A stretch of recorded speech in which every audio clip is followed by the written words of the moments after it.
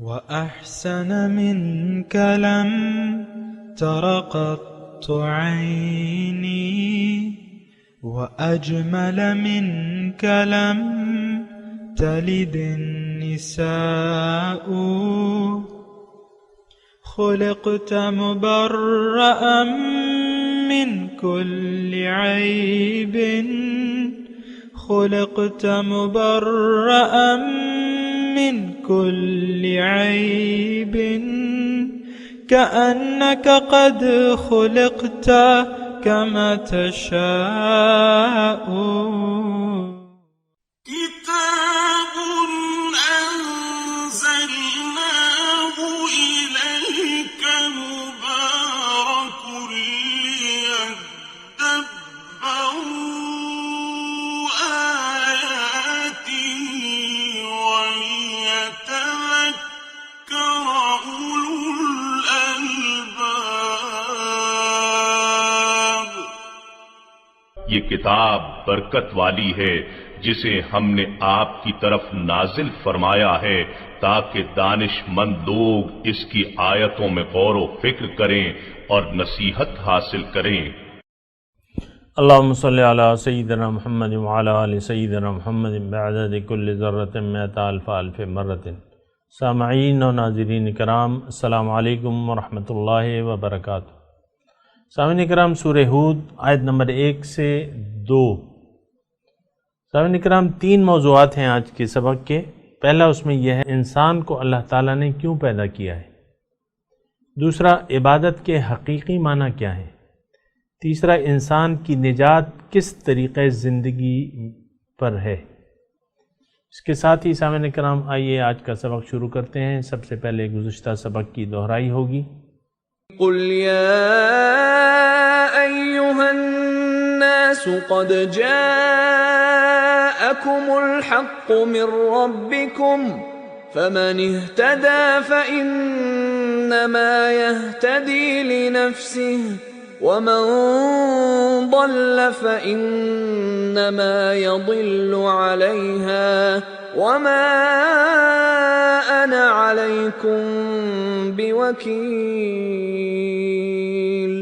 فرما دیجئے اے لوگو، بے شک تمہارے پاس تمہارے رب کی جانب سے حق آ گیا ہے، سو جس نے راہ ہدایت اختیار کی بس وہ اپنے ہی فائدے کے لیے ہدایت اختیار کرتا ہے، اور جو گمراہ ہو گیا بس وہ اپنی ہی ہلاکت کے لیے گمراہ ہوتا ہے. اور میں تمہارے اوپر داروغہ نہیں ہوں کہ تمہیں سختی سے راہ ہدایت پر لے آؤں. واتبع ما يوحى إليك واصبر حتى يحكم الله وهو خير الحاكمين. اے رسول، آپ اسی کی اتباع کریں جو آپ کی طرف وحی کی جاتی ہے، اور صبر کرتے رہیں یہاں تک کہ اللہ فیصلہ فرما دے، اور وہ سب سے بہتر فیصلہ فرمانے والا ہے. سامعین اکرام، اس کا نزول جو ہے مکی دور میں نازل ہوئی ہے، اور تقریباً سورہ یونس کے بعد کا عرصہ ہے، تقریباً 8ویں 9ویں. مضامین سامعین اکرام اس کے تقریباً وہی ہیں جو کہ سورہ یونس کے تھے، توحید، رسالت اور آخرت کے. اور کتاب الف لام را، اللہ تعالیٰ اس کا معنی بہتر جانتا ہے. کتاب احکمت آیاتہ، یہ ایک ایسی کتاب ہے جس کی آیات مستحکم ہیں، مضبوط ہیں، مستحکم ہیں. ثم فصلت، پھر تفصیل سے مفصل بیان کی گئی ہیں. من لدن حکیم خبیر، خبیر اور حکیم ذات کی طرف سے. اور مدعا کیا ہے؟ اللہ تعبدوا الا اللہ، کہ اللہ کے سوا کسی کی بندگی نہ کرو. اننی لکم منہ نذیر و بشیر، بے شک میں تمہارے لیے اللہ کی طرف سے نذیر اور بشیر ہوں. نذیر خبردار کرنے والا اور بشیر خوشخبری دینے والا. سامعین کرام، جو اس آیات کے مضامین ہیں، ایک تو اس میں یہ ہے کہ احکمت آیات ہو، اس کی آیات احکامات مستحکم ہیں۔ افسوس سے کہنا پڑتا ہے سامعین کرام کہ قرآن کے احکامات کو ہم مستحکم نہیں تصور کرتے اور نہ اس پہ ایسا یقین ہے کہ جیسا کہ ہونا چاہیے، حالانکہ یہ مستحکم ہے، یعنی اس سے زیادہ مستحکم چیز ہو ہی نہیں سکتی ہے۔ اور سامعین کرام، تھوڑا سا اگر ہم عقل سے کام لیں، فہم اور عقل، یہ آیات جو ہیں یہ کس ذات کی ہیں، یہ بھی تو سوچو۔ یہ اس ذات کی ہیں، ثم فصلت من لدن حکیم خبیر، جو بہت حکیم ذات ہے۔ یعنی دیکھیں، حکیم جب آپ کو دوائی دیتا ہے مثال کے طور پہ، تو ایک تو دوائیاں رکھی رہتی ہیں پنساریوں کے پاس، پھر حکیم کے پاس جاتے ہیں تو پھر آپ کو وہ چنیدہ دوائیاں دیتا ہے جو آپ کے مرض کے تمام پہلوؤں کا احاطہ کر لے۔ یعنی پہلے تو آپ کی تشخیص کرتا ہے، حکیم آپ کی تشخیص کرتا ہے، مرض کی تشخیص کرتا ہے، اور پھر وہ دوائیاں اس مرض کے مطابق دیتا ہے۔ سامعین کرام، ہمارا خالق کون ہے؟ اللہ تعالیٰ ہے۔ ہماری استعداد سے وہ اچھی طرح واقف ہے، جو کمزوریاں ہم میں ہیں وہ اچھی طرح واقف ہے، پھر ہر چیز جانتا ہے، خبیر، حکیم خبیر، جانتا بھی ہے اور پھر پر حکمت ہے، ہر کام میں اس کے حکمت ہے۔ سامعین کرام، تھوڑی سی تفصیل تو ضرور کریں گے کہ کیا حکمت ہے، اس کی احکامات میں حکمت کیا ہے، اس کی جو تخلیق ہے اس میں حکمت کیا ہے، اور یہ ساری ہم تھوڑی سی اس پہ بات کریں گے سامعین کرام۔ ایک تو ان جو دو آیات ہیں ابتدائی، اس میں دعوت ہے بندگی کی، اللہ تعبدوا الا اللہ، کہ تم اللہ کے سوا کسی کی بندگی نہ کرو۔ اللہ بندگی سامعین کرام، ایک تو عبادت، ہم کہتے ہیں نا عبادت، عبادت کا ایک لفظ ہے بہت استعمال ہوتا ہے، اور سامعین کرام جس معاشرے میں میں اور آپ رہتے ہیں اس میں عبادت کا مفہوم محدود ہے۔ لوگوں نے عبادت کو نماز، روزہ، حج، زکوٰۃ تک محدود کر دیا ہے، ایک محدود سے دائرے میں عبادت کو ہم نے رکھ دیا ہے۔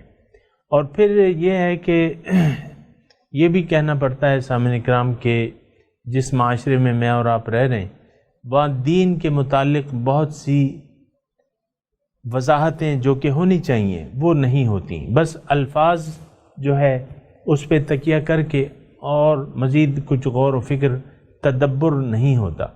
ایک آیت ہے قرآن کی، ما خلقت الجن والانس الا لیعبدون، میں نے انسان اور جن کو نہیں پیدا کیا مگر اس لیے کہ وہ میری عبادت کریں۔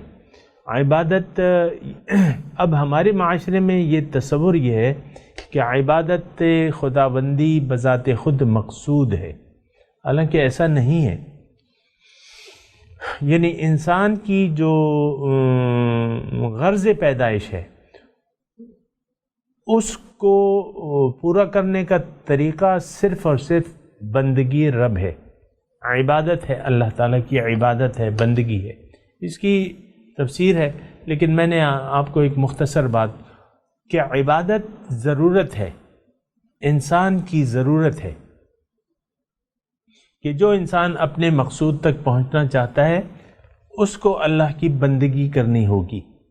اب عبادت کے بھی بہت سے محدود مفاہیم ہیں سامعین کرام، میں نے آپ کو عرض کیا نا، تھوڑا سا ضروری ہے کیونکہ یہ بہت ہی ایک تو یہ صورت بہت اہم ہے، پھر یہ آیات جو ہیں ابتدائی آیات، اس میں مدعا ہے، اور مدعا مختصر ہوتا ہے لیکن اس کی جو تفصیل ہے وہ گہری تفصیل ہوتی ہے، پر حکمت ہوتی ہیں وہ باتیں۔ اس میں ایک مدعا ہے، ان تمام مضمون میں ایک مدعا ہے، اللہ تعبدوا الا اللہ، اللہ کی بندگی نہ کرو۔ میں تھوڑا سا کوشش کرتا ہوں اپنے حساب سے کہ آسان طریقے سے آپ کو یہ مضمون کی وضاحت کر دوں. بات یہ ہے اللہ تعالیٰ نے کائنات پیدا کی ہے. ظاہر ہے اس کائنات کی تخلیق کا مرکزہ جو ہے وہ انسان ہے. ہر چیز اللہ تعالیٰ نے بامقصد پیدا کی ہے اور اس کا مقصد انسان کو فائدہ پہنچانا ہے. یہ سورج، چاند، ستارے، پھر زمین پہ جو اللہ تعالیٰ کی نعمتیں ہیں، ایک سے ایک بڑھ کے نعمت ہے، اور اتنی نعمتیں ہیں کہ وَإِن تَعُدُّوا نِعْمَةَ اللَّهِ لَا تُحْصُوهَا. اللہ کی نعمتوں کا اگر ہم احاطہ کرنا چاہیں ہم احاطہ نہیں کر سکتے. اب یہ تمام ضروریات جو ہیں، جو اللہ تعالیٰ کی نعمتیں ہیں، یہ ہماری ظاہری جسم سے تعلق رکھتی ہیں، ہماری زندگی کو برقرار رکھنے اور اس کے لیے ہیں. لیکن انسان تو صرف ظاہر تو نہیں ہے.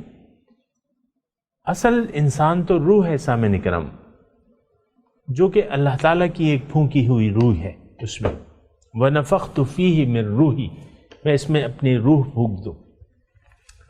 تو یہ روح ربانی ہے. اس میں ہم میں دو قسم کی ارواحیں ہیں، ایک روح حیوانی ہے، ایک روح ربانی ہے. روح حیوانی تو موجود ہوتی ہے اس جرثومے میں بھی، جس سے جو نطفے میں موجود ہوتی ہے، وہ تو ایک حیوانی روح ہے.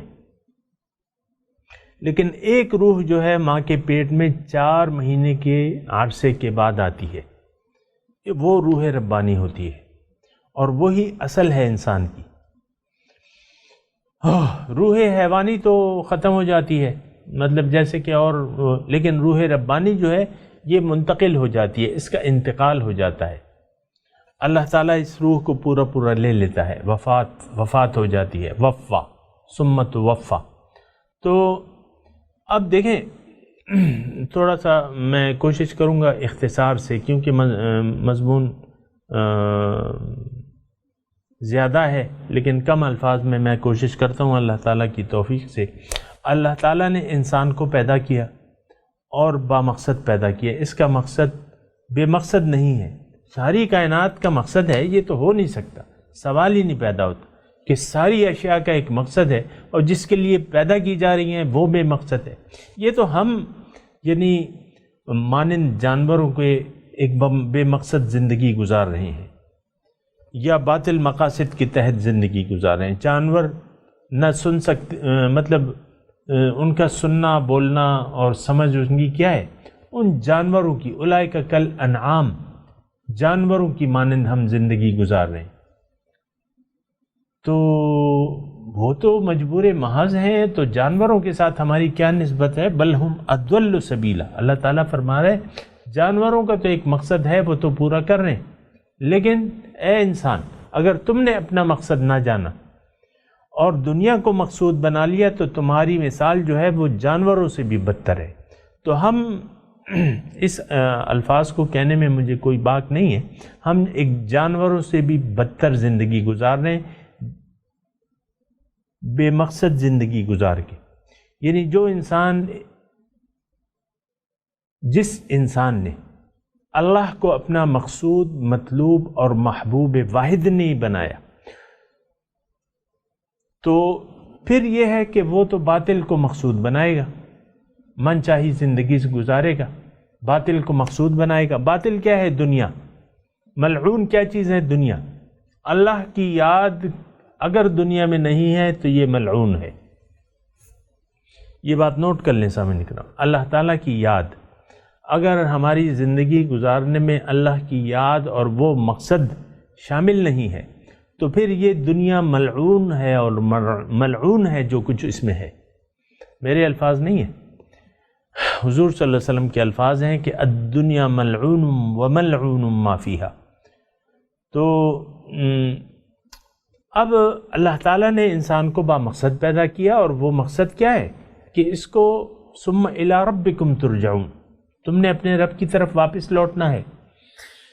اور پھر اللہ تعالیٰ ہمیں اپنے قرب، دیدار اور معرفت کی نعمت دینا چاہتا ہے. کنت کنزا مخفیا فاحببت ان اعرف فخلقت الخلق. میں ایک پوشیدہ خزانہ تھا، میں نے چاہا کہ میں پہچان لیا جاؤں، بس میں نے مخلوق پیدا کی. انسان، مخلوق پیدا کی. فَأَحْبَبْتُ میں نے چاہا. یہ اللہ کی محبت ہے سامعین کرام. اللہ تعالیٰ نے محبت اپنی یہ دنیا اور مخلوق اور ہم کیا ہیں؟ یہ اللہ تعالیٰ کی محبت کا ایک اظہار ہے. فَأَحْبَبْتُ میں نے چاہا، میں نے پسند کیا کہ میں پہچان لیا جاؤں، یہ لوگ مجھے پہچان لیں. اللہ تعالیٰ کو کوئی ضرورت نہیں ہے اپنی پہچان کروانے کی، بلکہ ایک اعزاز ہے جو اللہ تعالیٰ ہمیں دینا چاہتا ہے. اور انسان معزز ہے مخلوقات میں. وَلَقَدْ كَرَّمْنَا بَنِي آدم، میں نے انسان کو عزت دی ہے. کیوں؟ کہ اس میں وہ مقصد ہے، اس میں وہ روح ہے جو کسی اور مخلوق میں نہیں. تو مقصود اللہ. اب اللہ جو ہے وہ کیسے حاصل ہوگا سامعین کرام؟ اختصار کے ساتھ بیان کر بھی چکا ہوں، پھر بیان کرتا ہوں. اللہ تعالیٰ نے انسان کی کامیابی کو چھپا دیا ہے ایک خاص طرز زندگی میں. زندگی انسان دیکھیں، انسان جب آئے گا، یعنی انسان جب پیدا ہوتا ہے، جوان ہوتا ہے، موت تک اسے کیا کرنا ہوتا ہے؟ زندگی گزارنی ہوتی ہے. زندگی گزارنی ہوتی ہے. اب یہ زندگی اللہ تعالیٰ نے انسان کی کامیابی ایک خاص طرز حیات میں پوشیدہ کر دی ہے، جس کی وضاحت قرآن فرماتا ہے، جس کا طریقہ کار حضور صلی اللہ علیہ وسلم ہمیں اپنے عملی طریقے سے بتاتے ہیں. ایک خاص طرز حیات، صبح سے لے کر شام تک اور شام سے لے کر صبح تک تمام کام جو ہیں اللہ تعالیٰ کی مرضی سے ہم انجام دیں، اور ایک خاص طریقے سے جس طرح اللہ اور اس کے رسول چاہتے ہیں اس طریقے سے ہم زندگی گزاریں اور اللہ کے لیے گزاریں، اللہ کو مقصود بنا کے گزاریں. یہ اطاعت جو ہے، جو ہم شریعت کے مطابق زندگی گزارتے ہیں، اس کو کیا کہتے ہیں؟ اطاعت کہتے ہیں. اور اطاعت کا مطلب عبادت ہے. عبادت کا مطلب بندگی ہے. دیکھیں ایک اور طریقے سے میں آپ کو بتاؤں، بندہ بننے میں کمال ہے. انسان اگر بندہ بن جائے اللہ کا، اور بندے کا کیا مطلب ہے؟ غلام. اور غلام یعنی یہ اپنے آپ کو اللہ پہ فروخت کر دے اور اللہ کا بندہ بن جائے. تو اللہ کا بندہ غلام بن جائے. تو غلام جب غلام کی کیا حیثیت ہوتی ہے؟ غلام اپنے وجود کا، اپنے کسی چیز کا مالک نہیں ہوتا، جو اس کو خرید لیتا ہے نا. آقا اس کا مالک ہوتا ہے. ہمارا اگر ہم نے اپنے آپ کو اللہ پہ فروخت کر دیا، اس کا مطلب یہ ہے اللہ تعالیٰ نے ہمیں خرید لیا. جب خرید لیا تو اب اللہ کے ہم غلام بن گئے. اب سارے کام، ساری زندگی اللہ تعالیٰ کے حکم کے مطابق ہم نے گزارنی ہوگی اگر ہم اس کے بندے ہیں. اور اگر ایسا نہ ہو اور ہم نے کچھ اپنی مرضی سے کچھ اللہ کی مرضی سے، تو یہ بندگی نہیں ہے سامعین کرام، یہ شرمندگی ہے. زندگی آمد برائے بندگی اور زندگی بے بندگی شرمندگی. تو یہ بندگی کیا ہے؟ دوبارہ میں آپ کو بتاتا ہوں. بندگی یہ ہے کہ آپ کا سر جھکا ہوا ہو، ہمہ وقت اور ہمہ جہد اللہ تعالیٰ کے سامنے، اللہ کے حکم کے سامنے آپ کا سر جھک جائے. بس کسی معاملے میں آپ کی اپنی خواہش نہ ہو، کسی معاملے کے بارے میں جو اللہ چاہے.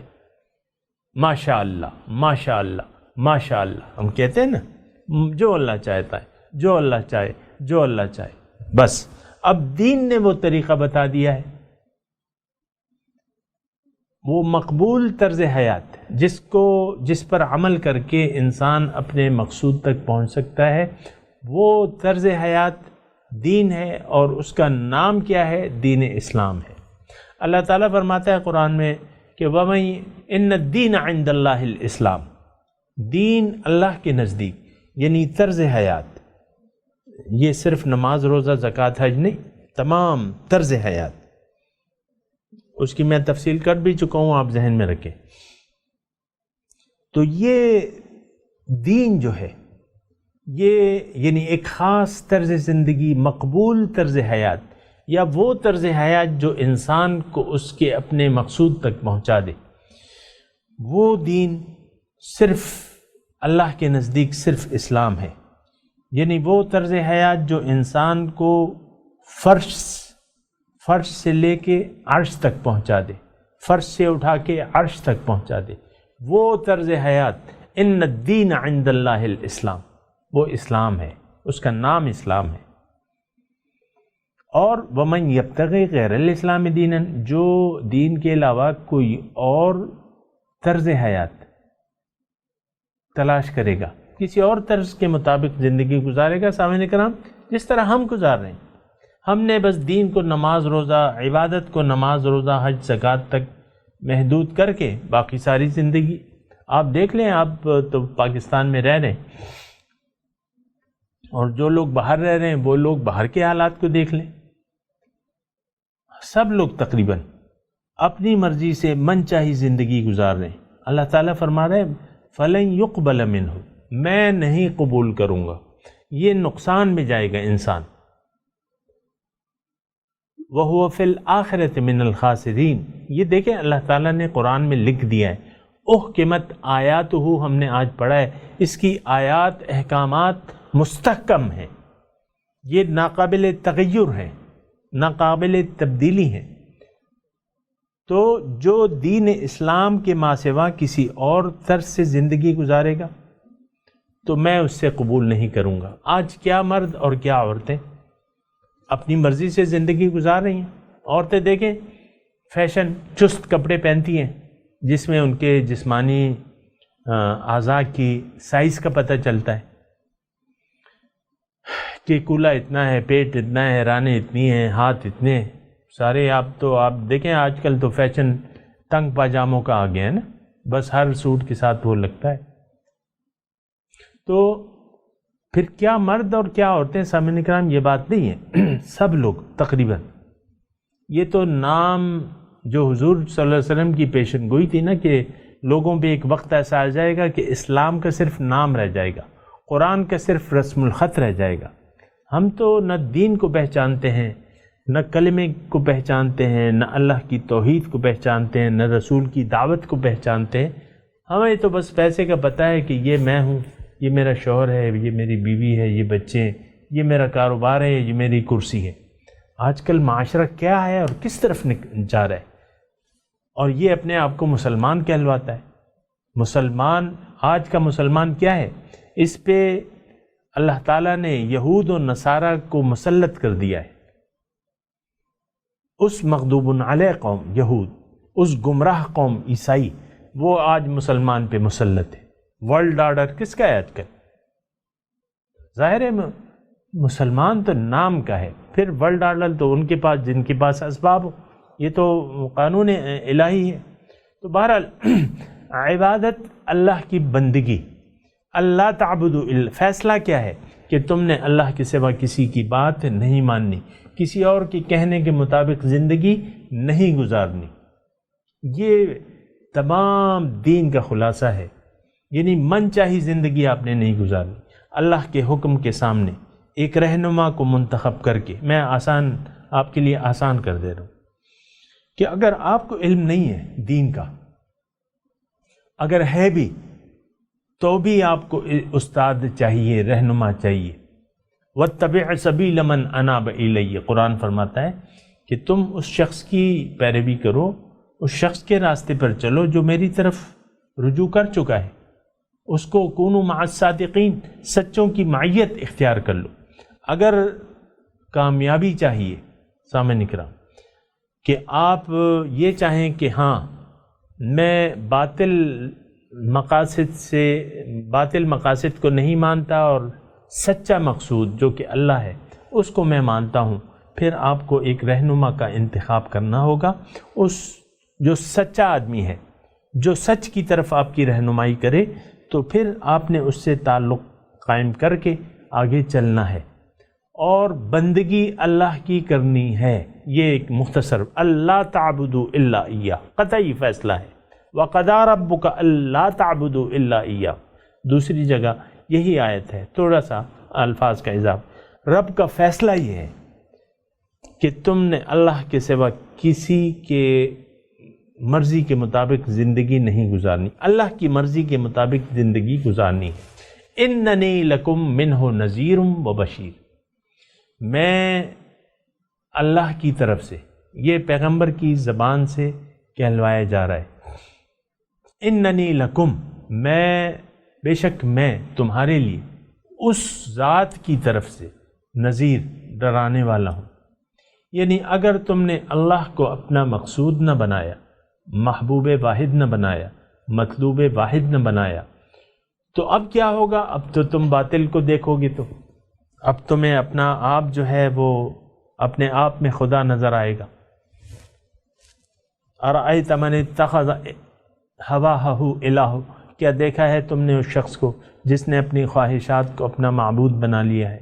اب تمہیں اپنا میں پھر تو میں ہوگی، اور تم پھر میں کے حصار سے نہیں نکل پاؤ گے، میں اور میری میں تو پھر یہ ہے، پھر تباہی ہے۔ سامعین کرام، انسان اگر اپنی خواہش کو اللہ کے سامنے سرنڈر نہ کر دے، پھر تباہی ہے۔ سامعین کرام، یعنی پھر تو یہ ہے کہ آپ خواہشات نفس کے راستے پر چلیں گے، اور خواہشات نفس کا راستہ آپ کو جہنم میں لے جائے گا۔ قرآن کی آیت ہے اور مستحکم آیت ہے یہ۔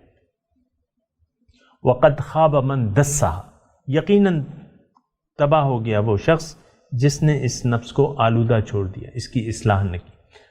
نذیر و بشیر، میں تمہارے لیے نذیر ہوں کہ تم نے اگر میری بات نہ مانی، اللہ کو اپنا مقصود نہ بنایا اور اللہ کے دین کو نہ اپنایا تو تمہاری ہلاکت یقینی ہے۔ وہ بشیر، لیکن اگر تم نے میری دعوت کو قبول کر لیا، اللہ کو اپنا مقصود و مطلوب و محبوب بنا لیا، اللہ کے راستے پر چل پڑے اور اس پر استقامت دکھائی، تو بشارت لے لو، دنیا میں بھی بشارت لے لوں۔ سامعین کرام، یہ ساری باتیں ہیں، میں تلاوت کرتا ہوں، آپ میرے ساتھ دہرائیے۔ اعوذ باللہ من الشیطان الرجیم، بسم اللہ الرحمن الرحیم، الف لام را، کتاب احکمت آیاتہ ثم فصلت من لدن حکیم خبیر، اللہ تعبدوا الا اللہ اننی لکم منہ نذیر و بشیر۔ سامعین اکرام، ترجمہ سنا دیجیے۔ کتاب احکمت آیاتہ،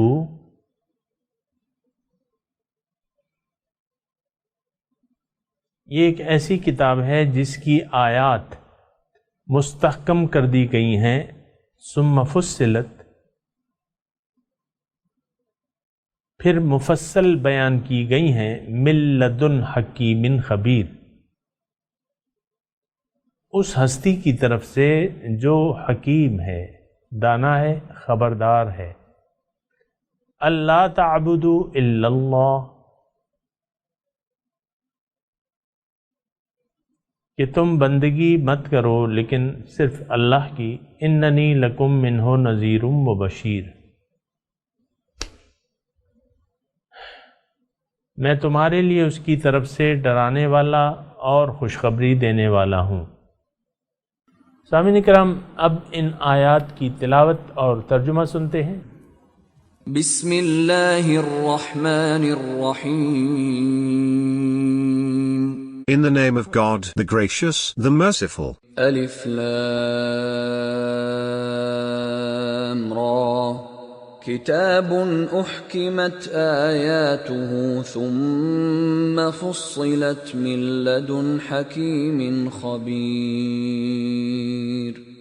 Alif, Lam, Ra, a scripture whose verses were perfected, then elaborated from one who is wise and informed. أَلَّا تَعْبُدُوا إِلَّا اللَّهَ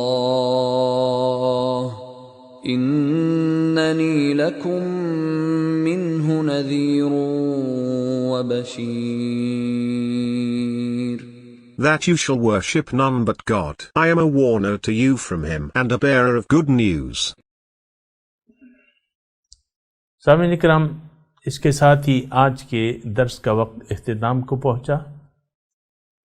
اگلے درس میں انشاءاللہ ملاقات ہوگی۔ وآخر دعوانا ان الحمدللہ رب العالمین، والسلام علیکم ورحمۃ اللہ وبرکاتہ۔